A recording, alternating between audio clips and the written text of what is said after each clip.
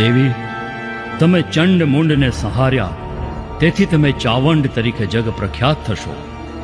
કાળક્રમે ભક્તો તમને ચામુંડા કહીને પોકારશે. માટે તમે પાંચાળની ભૂમિ તરફ પ્રયાણ કરો. ત્યાં ચપટી ધૂળ લઈ તેનો ડુંગર બનાવી બેસણા કરજો. જેવી આપની આજ્ઞા પ્રભુ.